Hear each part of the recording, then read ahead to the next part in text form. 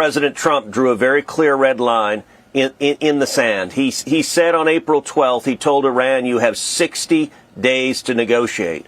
I led a coalition of 52 Republican senators, and we all said we stand with President Trump. President Trump has been clear that the standard for any deal must be complete dismantlement. No centrifuges, no enrichments. There is no reason a theocratic lunatic who chants death to America should have nuclear weapons, the tools to murder millions of Americans or millions of Israelis.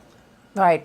On the 61st day, the Ayatollah publicly said he would not shut down a single centrifuge. He said he would build more centrifuges. He would make more enriched uranium in order to make more nuclear weapons. That was effectively, Maria, a giant middle finger at President Trump. But it was also a message to Israel, we're not going to stop. And if you don't act, you're going to find out when we've achieved success with a mushroom cloud in the skies of Tel Aviv or New York or Los Angeles. Senator, do you want to see regime change? Do you think that happens soon? And what would the future look like in that regard? Look, I think it is very much in the interest of America to see regime change. I don't think there's any redeeming the Ayatollah. He is filled with hatred. You know, I'll tell you a story that's a little bit amazing.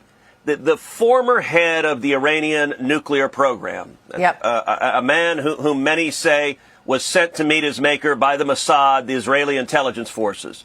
He had written in his last will and testament that he wanted the following words written on his tombstone.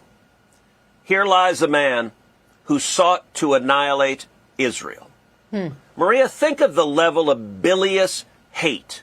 When that's the only thing you want to be remembered for is I am such a bigot, such an anti-Semite, filled with so much hate that the entire purpose of my life is to murder as many Jews as possible. That's what we're dealing with, religious fanatics. So it is unquestionably in America's interest to see a secular regime. You know, before the revolution, Iran was a secular country that was an ally of America. I think the people want to go back to that.